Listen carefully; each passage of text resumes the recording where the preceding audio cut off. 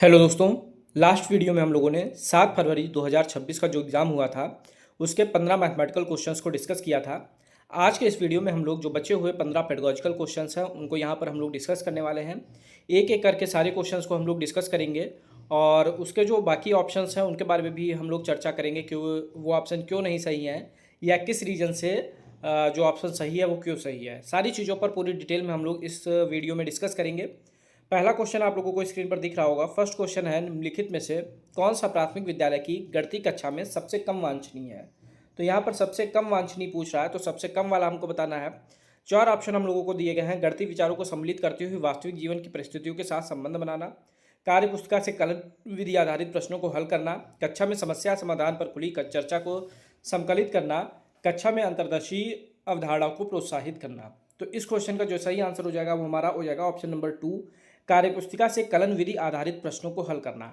अब ये कलन विधि क्या होती है, तो कलन विधि को यहाँ पे डिस्क्राइब किया गया है। कलन विधि जो है ये रटंत विद्या को बढ़ावा देती है।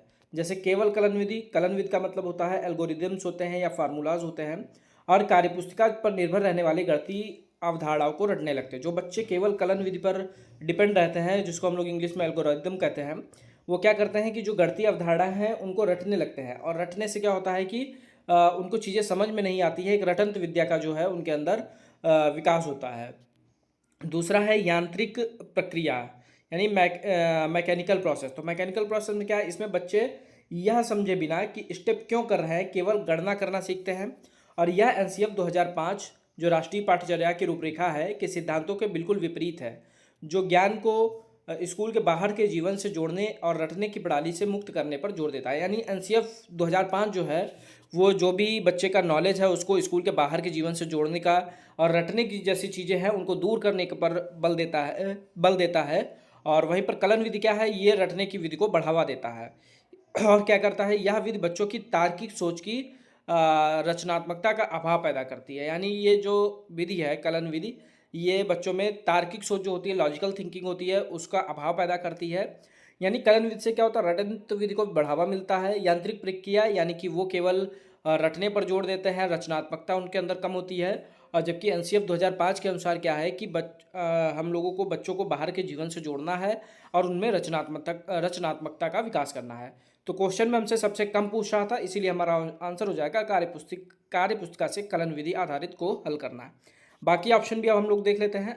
जो अन्य विकल्प हैं उनमें पहला है गणितीय विचारों को सम्मिलित करती हुई वास्तविक जीवन की परिस्थितियों से संबंध बनाना। तो अभी हम लोगों ने देखा एनसीएफ 2005 के अनुसार जो था कि वास्तविक जीवन से जोड़ना था, तो इसमें है मूर्त से अमूर्त की ओर। तो ये बहुत एक इम्पॉर्टेंट मेथड है, मूर्त से अमूर्त की ओर। यानी कि पहले बच्चों को हम लोग वो चीज़ें दिखाएंगे जो बच्चों को सामने से दिखे हैं, जैसे मूर्त वस्तुएं जो यानी जो सामने उपलब्ध हैं, यानी कि उनके वास्तविक जीवन से जोड़ेंगे। और उसके बाद धीरे धीरे करते हुए उनको अमूर्त की ओर ले जाएंगे, यानी जो चीज़ें सामने दृश्य नहीं हैं उनकी तरफ ले जाना।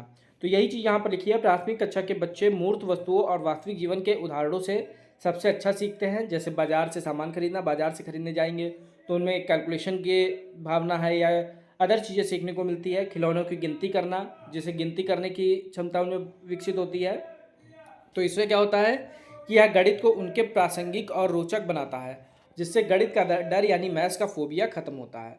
तो पहला जो ऑप्शन था गणितीय विचारों को सम्मिलित करते हुए वास्तविक जीवन की परिस्थितियों के साथ संबंध बनाना, ये एक पॉजिटिव आंसर है। हमसे क्वेश्चन में कम पूछ रहा था, इसलिए ये हमारा गलत हो गया। दूसरा है कक्षा में समस्या समाधान पर खुली चर्चा को संकलित करना है। तो खुली चर्चा ये एक बहुत ही अच्छा माना जाता है सीटेट के परिदृश्य से, कि जो खुली चर्चा है ये बच्चों में तार्किक क्षमता का विकास करती है। जब बच्चों को आपस में बैठा के खुली चर्चा कराते हैं, किसी टॉपिक को देख के उनमें आपस में डिबेट कराते हैं, तो उनमें एक तार्किकता का विकास होता है, समस्या समाधान कौशल उनके अंदर विकसित होते हैं। तो यही दो चीज़ें यहाँ पे लिखी हैं। तार्किक सोच का विकास यानी खुली चर्चा से बच्चों को यह समझने का मौका मिलता है कि किसी एक गणितीय समस्या को हल करने से कई तरीके हो सकते हैं। जब खुली चर्चा करते हैं तो कोई बच्चा किसी तरीके से सॉल्व करता है, कोई बच्चा किसी तरीके से सॉल्व करता है, यानी उनके अंदर तार्किकता का विकास होता है। दूसरा है समस्या समाधान कौशल। गणितीय चिंतन को विकसित करने के लिए यह सबसे प्रभावी तरीका है। जॉर्ज पोलिया जैसे गणितज्ञों के समस्या समाधान मॉडल भी इस बात पर जोर देते हैं कि बच्चों को समस्या को समझने, योजना बनाने और उस पर चर्चा करने के लिए प्रेरित किया जाए। तो जॉर्ज पोलिया के बारे में हम लोग पहले डिस्कस कर चुके हैं, आप लोग जाकर देख सकते हैं। उसकी वीडियो को, जहाँ पर हम लोगों ने समस्या समाधान के मॉडल को हम लोगों ने पढ़ा था। उनमें पहला स्टेप था कि सबसे पहले समस्या को पहचानना है, फिर उस पर योजना बनानी है और उसको आगे प्रोसेस करने के लिए उस पर चर्चा किया जाना आवश्यक है। ये दूसरा ऑप्शन हो गया। तीसरा ऑप्शन है कक्षा में अंतर्दर्शी अवधारणाओं को प्रोत्साहित करना। तो अंतर्दर्शी में क्या होता है, पूर्व जो ज्ञान होता है बच्चे का उसका प्रयोग किया जाता है। तो यही वही चीज़ लिखी है, पूर्व ज्ञान का उपयोग। बच्चे स्कूल आने से पहले वह अपने परिवेश से गणित का बहुत सारा बुनियादी ज्ञान, जैसे कम ज़्यादा छोटा बड़ा, लेकर आते हैं। यानी मतलब बच्चे का जब एडमिशन होता है, अगर हम लोग मान के चले कक्षा 1 में, तो पहले से उनके अंदर कुछ नॉलेज होती है, उसी नॉलेज का प्रयोग करके हम लोग उसको आगे बढ़ाते हैं। शिक्षक द्वारा इन अंतर्दर्शी विचारों को स्वीकार करना, उन्हें औपचारिक गणित से जोड़ना एक बेहतरीन शिक्षण रणनीति है।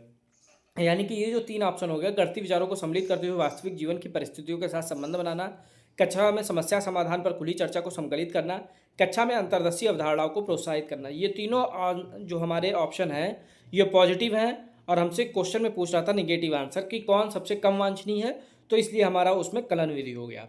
नेक्स्ट है क्वेश्चन नंबर 2। निम्नलिखित में से कौन सा गणित में आकलन के सामाजिक दृष्टिकोण के संबंध में सबसे उपयुक्त है? तो सबसे उपयुक्त बताना है। 3 हमको पॉइंट दे रखे हैं, ए बी सी। बच्चों के स्कूल के बाहर के अनुभवों के आकलन में लाना, यह भी हम लोगों ने डिस्कस किया है, तो ये बहुत पॉजिटिव है, यानी ये हमारा आंसर हो सकता है। दूसरा, मानकीकृत टेस्ट बनाना। और तीसरा है विभिन्न सांस्कृतिक से लोक प्रचलित प्रणालियों का उपयोग करना। तो पूछ रहा सामाजिक दृष्टिकोण से सबसे उपयुक्त, यानी पॉजिटिव पूछ रहा है तो पॉजिटिव वाला हम लोग ढूंढेंगे। मानकीकृत टेस्ट बनाना, ये हमारा जो है निगेटिव हो जाएगा। फोक एल्गोरिदम, ये हमारा पॉजिटिव है।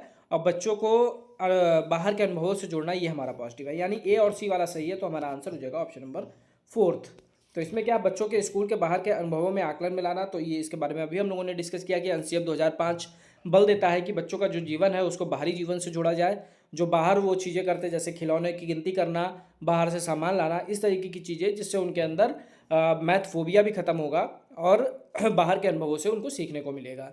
दूसरा, विभिन्न संस्कृतियों से लोक प्रचलित प्रणालियों फोक एल्गोरिदम का उपयोग करना। तो इसमें क्या होता है, सांस्कृतिक सम्मान और लोक गणित। फोक एल्गोरिदम का मतलब है गणना करने के लिए पारंपरिक या स्थानिक तरीके जो किसी विशेष संस्कृति या क्षेत्र में इस्तेमाल होते हैं। फोक का मतलब होता है जो स्थानीय जो चीज़ें होती हैं, यानी जिस लोकेलिटी में आप लोग रह रहे हैं उसके आसपास का जो स्थानीय वातावरण है उसका प्रयोग करके हम लोग बच्चों में गणना की जो शक्ति है उसको हम लोग विकसित करें। और यह जो है पूरी तरीके से लॉजिकल होती है, तार्किक होती है, और इसे मौखिक विधि भी कहा जा सकता है। तो ये हमारा हो जाएगा विभिन्न संस्कृतियों से लोक प्रचलितों को उपयोग करना, ये भी हमारा पॉजिटिव हो जाएगा। पॉजिटिव हमसे पूछ रहा था तो ए और सी हो जाएगा। इसके बाद हमारा है मानकीकृत टेस्ट बनाना। तो ये क्या होता है, कठोरता और लचीलेपन का अभाव होता है इसमें, क्योंकि मानकीकृत परीक्षण जो होता है स्टैंडर्डाइज्ड टेस्ट होते हैं। इसमें क्या होता है, ऐसे टेस्ट होते हैं जो सभी बच्चों के लिए एक समान बनाए जाते हैं, बिना उनकी व्यक्तिगत सामाजिक या सांस्कृतिक भिन्नताओं को ध्यान में रखे। यानी जो बच्चा कमज़ोर है पढ़ाई में उसके लिए भी वही टेस्ट है, जो तेज़ है उसके लिए भी वही टेस्ट है, या अलग अलग जो संस्कृत से आते हैं तो सबके लिए कॉमन टेस्ट है। तो ये जो है निगेटिव भावना लाता है बच्चों में। और दूसरा, सामाजिक सांस्कृतिक दृष्टिकोण का यह मानना है कि बच्चे का हर परिवेश अलग है, इसलिए उनका आकलन का जो तरीका है वो भी लचीला और बहुआयामी होना चाहिए। तो मानकीकृत टेस्ट जो होता है ये निगेटिव हो जाता है। इसमें एक स्टैंडर्डाइज्ड होता है, यानी कि सभी के लिए कॉमन एक टेस्ट बनाया जाता है। तो ये ऑप्शन हमारा निगेटिव हो जाएगा, यानी ऑप्शन नंबर बी गलत हो जाएगा, ए और सी सही होगा। तीसरा है, निम्नलिखित में से कौन सा गणित में संदर्भात्मक समस्याओं के विषयों में सबसे कम उपयुक्त है? अब यहाँ पर ध्यान देना है, सबसे कम पूछा गया है तो हम लोगों को निगेटिव जो आंसर है उसको चूज करना है। ये बच्चों की गणितीय निर्देशन की क्षमताओं को विकसित करने में सहायता करती है, तो ये तो हमारा पॉजिटिव हो गया, ये हमारा आंसर नहीं हो सकता। दूसरा है, इनको हल करते समय बच्चे सही उत्तर प्राप्त करने पर ध्यान केंद्रित करने लगते हैं। और तीसरा है, इन्हें कक्षा में हुए हाल ही के अनुभवों जैसे क्षेत्र भ्रमण, कला, विज्ञान या सामाजिक अध्ययन की कक्षाओं में चर्चा के द्वारा व्युत्पन्न किया जा सकता है। तो ये भी पॉजिटिव है, क्योंकि ये बाहर के अनुभव जैसे क्षेत्र भ्रमण से रिलेटेड है, कला से रिलेटेड है, और संदर्भात्मक समस्याओं के लिए पूछ रहा है, तो ये पॉजिटिव हो गया। चौथा है, ये बच्चों के जीवन के करीब से संबंधित होती है। तो जीवन के करीब से यानी कोई संदर्भ के माध्यम से, बाहरी जीवन के माध्यम से, तो ये भी पॉजिटिव हो गया। तो यानी हमारा आंसर जो हो जाएगा वो सेकंड हो जाएगा, ऑप्शन नंबर 2। इनको हल करते समय बच्चे सही उत्तर प्राप्त करने पर ध्यान केंद्रित करते हैं, जबकि क्षेत्र भ्रमण हो गया या बाहर जैसे कला विज्ञान इनकी जो प्रदर्शनी होती है उसमें सही उत्तर पर ध्यान केंद्रित ना करके केवल बच्चों को उनके बाहर के जीवन से जोड़कर उनको सिखाया जाता है। तो इसमें क्या 2-3 चीज़ें होती हैं, उसको हम लोग ध्यान से देख लेते हैं। एक होता है प्रक्रिया बनाम परिणाम, यानी प्रोसेस वर्सेस प्रोडक्ट। संदर्भात्मक समस्याओं का मुख्य उद्देश्य बच्चों में तार्किक सोच, समस्या को समझने की क्षमता, गणितीय चिंतन का विकास करना होता है, ना कि केवल अंतिम उत्तर पर पहुंचना। यानी प्रक्रिया पर बल दिया जाता है। संदर्भात्मक में प्रक्रिया पर बल होता है, प्रोडक्ट पर बल नहीं होता है, परिणाम पर बल नहीं होता। केवल सही उत्तर तक पहुंचने का प्रयास नहीं होता है, बल्कि यह प्रयास होता है कि उनको समस्या को समझने की क्षमता बढ़े और गणितीय चिंतन बढ़े। दूसरा, रटने और यांत्रिक हल की प्रवृत्ति। यानी जब यदि बच्चे केवल सही उत्तर प्राप्त करने के लिए ध्यान केंद्रित करने लगेंगे तो वे समस्या के पीछे छिपी गणितीय अवधारणा को समझे बिना संख्या को जोड़ने या गुणा करने की शॉर्टकट विधि अपना लेंगे। यह बाल केंद्रित शिक्षा के खिलाफ है। यानी कि रटने और यांत्रिक हल की प्रवृत्ति में क्या होता है कि बच्चे केवल जो है सही उत्तर तक अगर पहुंचने का प्रयास करेंगे तो उसका प्रोसेस है, यानी कोई भी चीज़ है, छिपी हुई गणितीय अवधारणा है, उनको छोड़ देंगे, स्किप कर देंगे, जिससे उनके अंदर निगेटिव इफेक्ट आएगा। यानी बाल केंद्रित जो शिक्षा के उद्देश्य हैं उसके अगेंस्ट हो जाएगा, तो ये हमारा गलत हो जाएगा। तो जो संदर्भात्मक होता है उसमें प्रक्रिया बनाम परिणाम में प्रक्रिया पर हम लोग बल देते हैं, रटने और यांत्रिक हल की प्रवृत्ति को हम लोग हटा देते हैं। फिर आगे है 4 नंबर क्वेश्चन। नीचे दिए गए कथन अभिकथन ए और कारण बी के रूप में चिन्हित है। तो ए कथन दिया है, बी दिया है, और हमको अब इसके बारे में हम लोगों को अपना विचार रखना है इन ऑप्शन में। तो ए है आंकड़ों का निरूपण और विश्लेषण का परिचय प्राथमिक स्तर पर दिया जाना और उसको उच्च प्राथमिक स्तर पर सशक्त करना महत्वपूर्ण है। आंकड़ों का विश्लेषण प्राथमिक स्तर पर बच्चों द्वारा मुख्यतः पढ़ाए गए गणितीय तथ्यों की निश्चित प्रकृति के विपरीत उन्हें सूचना की अनिश्चितता और परिवर्तनशीलता के प्रति अभिदर्शित करता है। तो इसमें अब हम लोगों को बताना है कौन सही है। तो इसमें देखो कथन दोनों सही हैं और जो बी जो है वो ए का सही कारण भी है। कैसे, अभी हम लोग डिस्कस करेंगे। यानी ऑप्शन नंबर 3 हमारा इस क्वेश्चन का सही आंसर हो जाएगा। अब यहाँ पर अभिकथन ए और दो को देख लेते हैं, ए और बी को। प्राथमिक स्तर पर एनसीएफ यानी प्राथमिक जो स्तर पर जो होता है एनसीएफ 2005 के अनुसार बच्चे जो हैं आंकड़ा प्रबंधन से परिचित कराया जाता है उनको।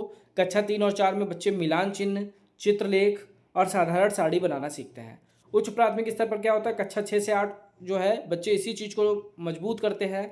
दंड आलेख, पाई चार्ट, माध्यिका, बहुलक, ये सब चीज़ें पढ़ाई जाती हैं। यानी कि कथन ए जो है पूरी तरीके से सत्य है, क्योंकि कथन ए में दिया था आंकड़ों का निरूपण और विश्लेषण का परिचय प्राथमिक स्तर पर दिया जाता है। तो बिल्कुल सही बात है, प्राथमिक स्तर पर दिया जाता है और उच्च प्राथमिक स्तर पर इसको सशक्त बनाया जाता है। तो दंड आलेख, माध्यिका, ये सब चीज़ें वो उच्च प्राथमिक स्तर पर सीखते हैं। यानी ए कथन पूरी तरीके से सत्य है। दूसरा है बी।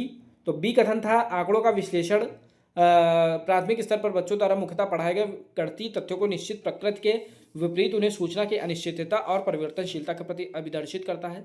तो इसमें क्या है, गणितीय तथ्यों की निश्चित प्रकृति, यानी प्राथमिक स्तर पर अंकगणित जोड़, घटाव, गुणा, भाग पढ़ाया जाता है जिसकी प्रकृति एकदम निश्चित होती है। यानी जोड़ है, 2 + 2 है तो 4 ही होगा या कभी भी चेंज नहीं होगा। सूचना की अनिश्चितता और परिवर्तनशीलता, इसमें क्या होता है, इसके विपरीत जब बच्चे आंकड़ों का विश्लेषण करते हैं, जैसे एक सप्ताह का तापमान या कक्षा के 30 बच्चों का पसंदीदा खेल या बहुलक, इस टाइप से जो चीज़ें होती है, तो उन्हें पता चलता है कि वास्तविक दुनिया की जानकारी हमेशा एक जैसी निश्चित नहीं होती है। जैसे प्राथमिक स्तर पर वो 2 + 2 4 सीखते हैं, यानी निश्चित सीखते हैं, लेकिन धीरे धीरे जैसे आगे बढ़ते हैं तो उनको पता चलता है जो वास्तविक दुनिया है वहाँ पर जानकारी हमेशा निश्चित नहीं होती है, लगातार बदलती रहती है। इसलिए जो दूसरा वाला कथन है वो भी हमारा पूरी तरीके से सही है, और जो बी जो है वो ए को सही तरीके से एक्सप्लेन कर रहा है। यानी ऑप्शन नंबर जो हमारा तीसरा था सही होगा, और ए सत्य है और ए का सही कारण बी है। फिर है 5 नंबर क्वेश्चन। NCERT की सिफारिशों के अनुसार कक्षा 3 के विद्यार्थियों के लिए निम्नलिखित में से कौन सा अधिगम प्रतिफल अपेक्षित नहीं है। तो यहाँ पर कक्षा 3 के लिए बताना है। तो 4 ऑप्शन है, 1/2 + 1/3 को हल करें, ADEHIJ क्रम का विस्तार करें, यानी पैटर्न है। एक डिब्बे में 12 गेंदें हैं, तो ऐसे 5 डिब्बों में कितनी गेंदें होंगी, क्या 15 × 4 और 4 × 15 बराबर है। तो इन चारों में जो कक्षा 3 के लिए है कौन सा सही से मतलब अधिगम प्रतिफल अपेक्षित नहीं है। तो पहला ऑप्शन हो जाएगा भिन्न 1/2 + 1/3, क्योंकि कक्षा 3 में भिन्न जैसी चीज़ें का चैप्टर नहीं होता है। अगर परिचय भी करवाया जाता है तो जो नॉर्मल भिन्न रहती है जिसमें हर बराबर रहते हैं उनका परिचय करवाते हैं, लेकिन भिन्न का जो परिचय स्टार्ट होता है वो क्लास 4 से स्टार्ट होता है। तो इसी चीज़ को अब हम लोग डिटेल में डिस्कस करते हैं। संज्ञानात्मक स्तर से ऊपर, यानी 1/2 + 1/3 जैसी असमान भिन्नों को हल करने के लिए लघुत्तम समावर्त या समतुल्य भिन्न की अवधारणा को ज्ञान होना आवश्यक है। और कक्षा 3 के अनुसार NCERT के अनुसार कक्षा 3 में भिन्नों का परिचय केवल पूर्ण के हिस्से जैसे पार्ट्स ऑफ होल के रूप में कराया जाता है। जैसे एक रोटी का आधा भाग या 1/4 हिस्सा समझना, केवल मतलब परिचय कराया जाता है फ्रैक्शन से, उनको हल नहीं करवाया जाता। तो ये जो है स्तर से ऊपर हो जाता है, इसीलिए जो ये भिन्न वाला है ये कक्षा 5 के आसपास आएगा, और भिन्न जो मेनली भिन्न स्टार्ट होता है वो कक्षा 4 से स्टार्ट होता है, फिर कक्षा 5 में जो समतुल्य भिन्न है इस टाइप से चीज़ें स्टार्ट होती हैं। तो ये उनके अधिगम प्रतिफल से ऊपर का है, इसलिए पहला इसका जो ऑप्शन हो जाएगा ऑप्शन नंबर 1 हो जाएगा, क्योंकि पूछा अपेक्षित नहीं है। बाकी जो विकल्प है, पहला वाला तो पैटर्न है, तो पैटर्न की समझ जो है कक्षा 3 में होता है, जिसमें घटते हुए क्रम में, बढ़ते हुए क्रम में ये सारी चीज़ें हैं वो पढ़ाई जाती हैं, यानी जो पैटर्न की समझ है वो कक्षा 3 का स्तर है। दूसरा, एक डिब्बे में 12 गेंदें हैं, ऐसे 5 डिब्बों में कितनी गेंदें होंगी, ये तो गुणन की संदर्भात्मक समस्या है, तो ये भी कक्षा 3 में पढ़ाई जाती है। कक्षा 3 में आते आते बच्चों को पहाड़े या गुणा करना, एक अंक की गुणा है वो सिखाया जाता है। अब 12 गुणे 5 अगर हम लोग सिखाएंगे या 5 गुणे 12 सिखाएंगे तो बच्चे जो है उस चीज़ को आसानी से सीखेंगे।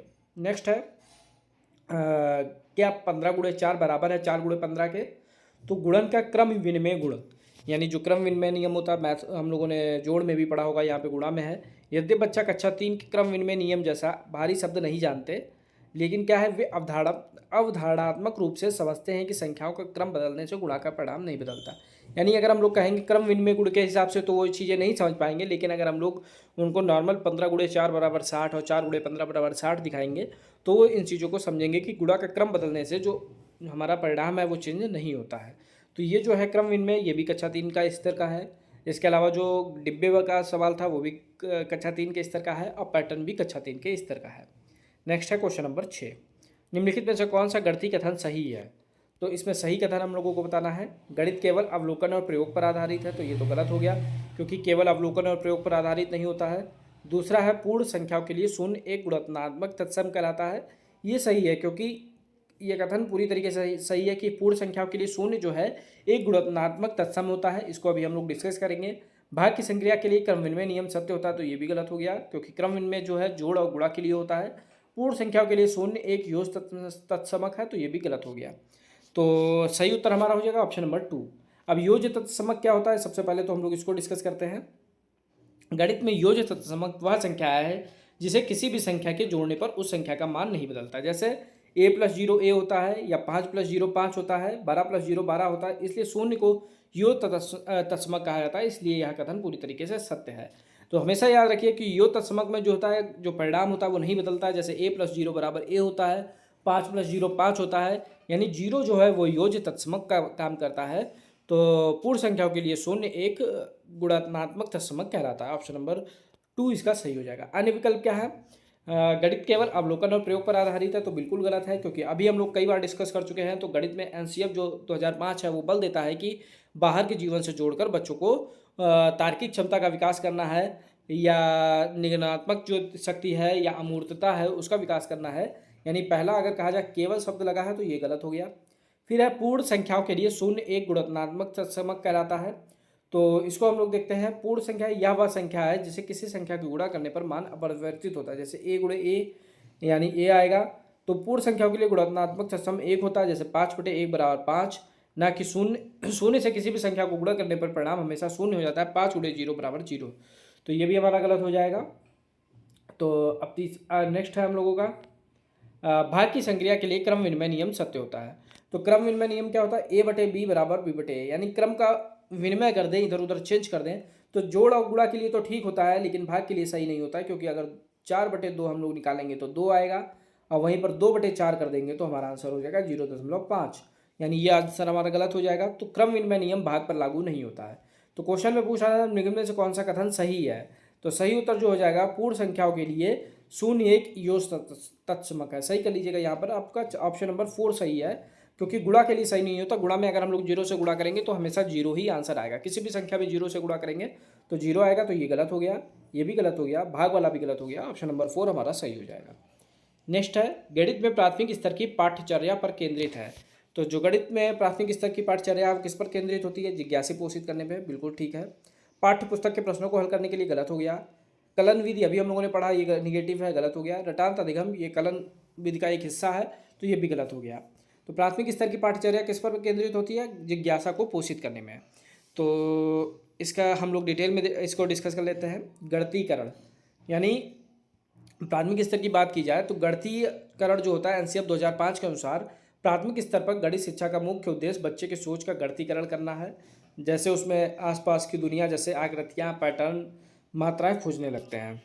भय मुक्त सीखना, यानी उनके अंदर गणित का फोबिया ना रहे, यानी भय मुक्त सोचे। तो पहला वाला है जिज्ञासा पोषित करने में सबसे ज़्यादा जो फोकस होता है वो जिज्ञासा पोषित करने में होता है। दूसरा था पाठ्य पुस्तक के प्रश्नों को हल करने में, तो ये एक निगेटिव हो गया क्योंकि सिर्फ पाठ्य पुस्तक के प्रश्नों को हल करके कोई भी मैथ नहीं सीख सकता। कलन विधि हम लोगों ने फर्स्ट क्वेश्चन में ही देखा, कलन विधि जो है रटने पर बल देती है, वो केवल परिणाम पर फोकस करता है, प्रक्रिया पर फोकस नहीं करता, इसलिए ये निगेटिव हो गया। रटान अधिगम एनसीएफ 2005 बिल्कुल भी रटने पर जोर नहीं देता, ये बिल्कुल निगेटिव है, इसलिए ये भी क्वेश्चन हमारा गलत हो गया। नेक्स्ट है वैन हीले के ज्यामितीय चिंतन के विकास के स्तरों के अनुसार निम्नलिखित में से कौन सा स्तर 2 को निरूपित करता है। तो वैन हीले को हम लोग एक अलग से वीडियो में डिस्कस कर चुके हैं। अगर आप लोग डिटेल में वैन हीले को देखना चाहते हैं तो आप लोग जाकर चैनल पर वैन हीले वाले वीडियो को देख सकते हैं, जहां से आपके सारे डाउट्स क्लियर हो जाएंगे। यहाँ पर हम लोगों का पूछा है कौन सा स्तर 2 को निरूपित करता है। तो पहला है एक बच्चा आकृतियों की पहचान तथा वर्गीकरण केवल उनके आकार और दिक् विन्यास के आधार पर करता है। दूसरा है एक बच्चा दी गई ज्यामिति आकृति के सामान्य गुणों का अनौपचारिक रूप से निगमन कर सकता है तथा इन गुणों के बीच में संबंधों को देख सकने में सक्षम है। तो यही सही हो जाएगा। अभी डिटेल में भी हम लोग देखेंगे। एक विद्यार्थी ज्यामिति की निगमनात्मक, अभी बाकी तो दोनों निगेटिव हो जाएंगे, गलत हो जाएंगे क्योंकि 2 ऑप्शन हमें सही मिल गया। अब स्तर टू में क्या होता है कि अनौपचारिक निगमन या संबंध। तो इसमें क्या होता है, इस पर बच्चे के न केवल आकृतियों के गुणों को जानते हैं बल्कि उन गुणों के बीच में संबंध भी स्थापित करने लगते हैं। स्तर 2 में आते आते वो संबंध स्थापित करने लगते हैं। स्तर 0, 4 स्तर होते हैं। एक स्तर 0 होता है, स्तर 1 होता है, स्तर 2 होता है, फिर 3 होता है। उसमें क्या होता है, 0 पर केवल वो आकृतियों की पहचान करते हैं, जैसे वो तिकोना देखकर उसको समोसा कह सकते हैं या समोसे को देखकर उसको त्रिभुज कह सकते हैं। तो इस तरीके से वो केवल आकृतियों में रहते हैं। स्तर 1 में आने पे वो पहचान करने लगते हैं कि वर्ग जो है वो अलग है, आयत अलग है, लेकिन उनके बीच में संबंध स्थापित नहीं कर पाते हैं। फिर स्तर 2 में आने पर वो उनके बीच में संबंध भी स्थापित करने लगते हैं। तो वही चीज़ यहाँ पर लिखी हुई है। उदाहरण के लिए वे ये समझने लगते हैं कि सभी वर्ग आयत होते हैं क्योंकि वर्ग में आयत के सभी गुण मौजूद होते हैं। विकल्प 2 स्पष्ट रूप से अनौपचारिक निगमन और संबंध को देखने की बात कर रहा है, जो वह नीले के स्तर 2 को सटीक परिभाषा देता है। यानी स्तर 2 में वो आते आते वो सीख जाते हैं कि सभी वर्ग जो है आयत होते हैं, क्योंकि जो वर्ग में आयत के सभी गुण मौजूद होते हैं। बाकी क्या है, पहला वाला जो ऑप्शन था, एक बच्चा आकृतियों की पहचान तथा वर्गीकरण केवल उनके आकार तथा द्विविन्यास के आधार पर करता है। तो स्तर 0 में क्या था, चाक्षुषीकरण या मानसिक चित्रण, अभी हम लोगों ने डिस्कस किया। यहाँ पर बच्चा क्या करता है, त्रिभुज को देखेगा और उसको समोसा बोल देगा, या दरवाजे को देखेगा उसको आयत बोल देगा। यानी उनके गुणों को नहीं जानता, केवल आकृति के आधार पर वो चीज़ समझ जाता है कि तिकोनी चीज़ है, मतलब समोसा है या त्रिभुज है। इस तरीके से वो क्लासीफाई करता है। दूसरा है एक विद्यार्थी ज्यामिति की निगमनात्मक अभिकृतियों व्यवस्थाओं को समझ सकता है। तो इसमें क्या, इसमें 3 औपचारिक निगमन, फॉर्मल डिडक्शन, यह उच्च कक्षाओं जैसे 9th और 10th का स्तर है। यहाँ विद्यार्थी ज्यामिति प्रमेयों, अवगृहितों और सिद्धांतों को समझकर उनके तार्किक रूप से सिद्ध करने लगते हैं। यानी जो प्रमेय होती हैं, थ्योरम्स होती हैं, उनको प्रूव करने लगते हैं। तो ये हमारी ज्यामिति के निगमनात्मक अवगृहित व्यवस्थाओं के समझ का हिस्सा है। तो ये हमारा स्तर 3 का भाग हो जाता है। और लास्ट में है एक बच्चा समान दिखने वाली विभिन्न आकृतियों का वर्गीकरण नहीं कर सकता। तो यह विकल्प वैन हीले के किसी भी स्थापित स्तर को नहीं दर्शाता, क्योंकि वैन हीले के हिसाब से जो 0 स्तर है वहाँ पर बच्चा त्रिभुज को समोसा बोलता है। फर्स्ट स्तर पर आते आते वह उन दोनों के बीच में अंतर करने लगता है। दूसरे स्टेप में क्या कर, तीसरे में आते आते मतलब जो लेवल 3 है और स्तर 2 है उसमें वो है उनके बीच में संबंध स्थापित करने लगता है। फिर लेवल 4 यानी स्तर 3 में आते आते वो जो है उनको प्रूव करने लगता है थ्योरम्स को। तो जो 4 नंबर वाला ऑप्शन है वो किसी भी आकृति या किसी भी जो वैन हीले की थ्योरम्स है उसका किसी भी लेवल का पार्ट नहीं है। फिर है 9 क्वेश्चन, एक बच्चा 503 को 5003 लगता है, यह दर्शाता है कि। तो जब भी इस तरीके का क्वेश्चन आएगा आप लोग सीधा सीधा, क्योंकि वह स्थानीय मान की अवधारणा को नहीं जानता, ऑप्शन नंबर 2 सही हो जाएगा। क्योंकि अगर 5003 लिखना है, तो अगर 503 लिखना है तो बच्चे ने क्या किया, पहले 500 लिख दिया फिर 3 लिख दिया, यानी उसके अंदर जो है स्थानीय मान की अवधारणा की समझ नहीं है। उसे लिखना चाहिए था 503, यानी ये इकाई, ये दहाई और ये सैकड़ा। तो इसी वजह से जो इसका आंसर होगा वो बच्चा स्थानीय मान की अवधारणा को नहीं जानता। 5003 में क्या हो जाएगा कि बच्चे ने 500 लिखा और फिर 3 लिख दिया, तो ये 5003 हो गया। तो वो स्थानीय मान की समझ को नहीं समझ पा रहा है, इसीलिए इसका आंसर हो जाएगा ऑप्शन नंबर 2। यहाँ पर आप लोग देख सकते हैं डिटेल में, शाब्दिक से अंक की रूपांतरण की भ्रांति है एक, दूसरा क्या है, स्थानीय मान की कमी है। फिर अन्य विकल्प जो है, बच्चे को नहीं पता है कि संख्या शब्दों में कैसे लिखी जाती हैं, तो बिल्कुल गलत हो गया, क्योंकि बच्चा जो है शब्दों में लिखी संख्या को अंकों में बदल रहा है, ना कि शब्दों में। तो ये तो गलत हो गया। बच्चे को अंकों की पहचान सीखने की ज़रूरत है, तो ये गलत हो गया क्योंकि बच्चा 5 भी लिख ले रहा है, 0 भी लिख ले रहा है, 3 भी लिख ले रहा है, यानी 503 में यूज होने वाले सभी अंक वो यूज कर ले रहा है, लेकिन स्थानीय मान से उनको व्यवस्थित नहीं कर पा रहा है। बच्चों को गिनती सीखने की ज़रूरत है, तो ये भी गलत हो गया क्योंकि गिनती उसे आ रही है पहले से। नेक्स्ट है क्वेश्चन नंबर 10, निम्नलिखित में से कौन सा गणितीय शिक्षण अधिगम में स्थानीय सांस्कृतिक ज्ञान के समावेश का सबसे उपयुक्त उदाहरण है, तो यानी सबसे सही बताना है। तो पाठ्य पुस्तक यानी पाठ्य पुस्तक तो गलत हो गया, पहला शब्द देखते ही आपको आंसर मिल जाएगा क्योंकि हमको बताना है स्थानीय या सांस्कृतिक ज्ञान से। दूसरा, विभिन्न सांस्कृतिक के शिक्षार्थियों के लिए उपचारात्मक शिक्षण, तो ये भी गलत हो गया।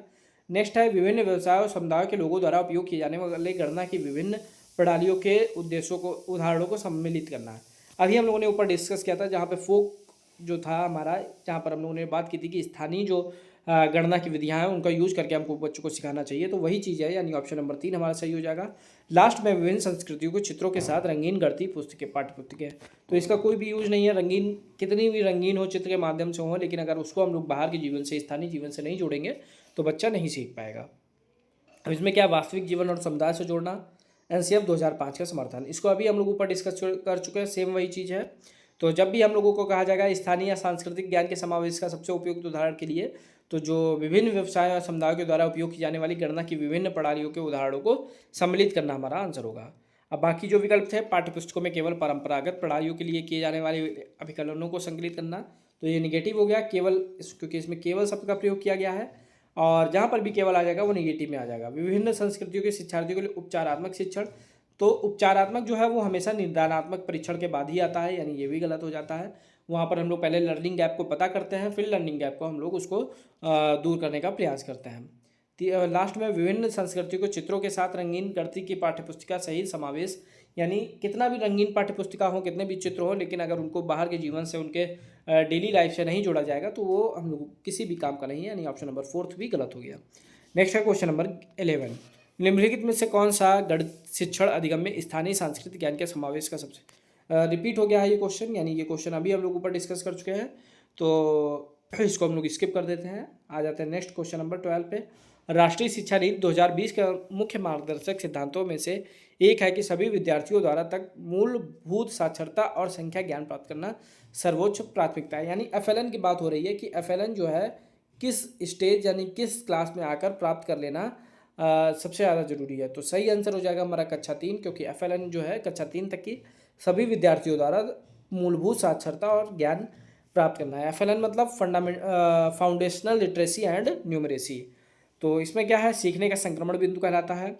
शिक्षा शास्त्र में कक्षा 3 को एक टर्निंग पॉइंट माना जाता है। कक्षा 1 और 2 में बच्चा पढ़ना सीखता है, यानी केवल रीडिंग करना सीखता है। कक्षा 3 के बाद वह अन्य विषयों जैसे ईवीएस वगैरह पढ़ना स्टार्ट करता है, इसलिए जो है संक्रमण बिंदु होता है, भविष्य की नींव होती है, यानी ऑप्शन नंबर इसका सही हो जाएगा कक्षा 3, ऑप्शन नंबर फर्स्ट।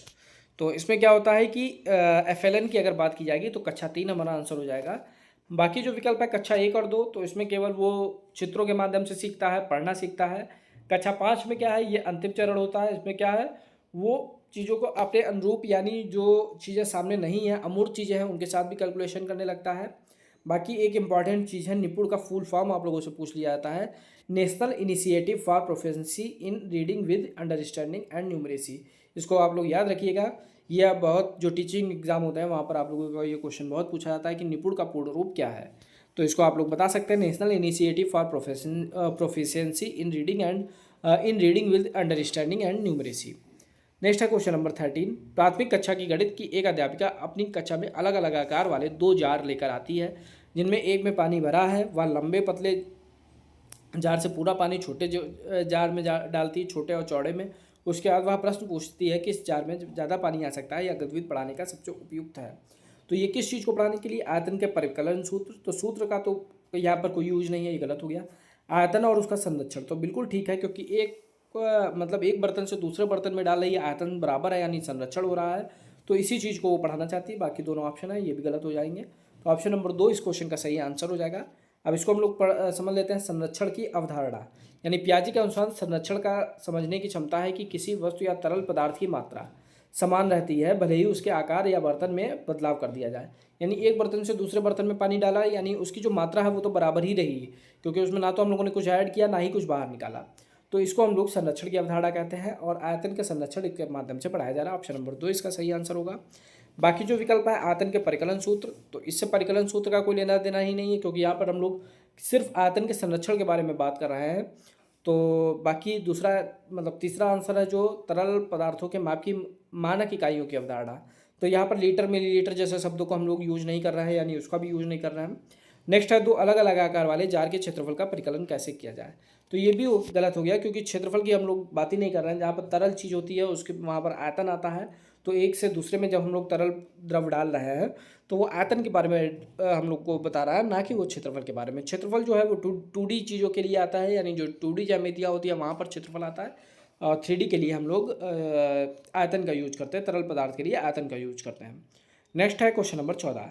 एक शिक्षक ने श्यामपट्ट पर संख्या 308 लिखकर बच्चों को संख्या जोड़ से पढ़ने के लिए कहा। एक बच्चे ने यह 38 है, एक बच्चे ने पढ़ा 308 को 38।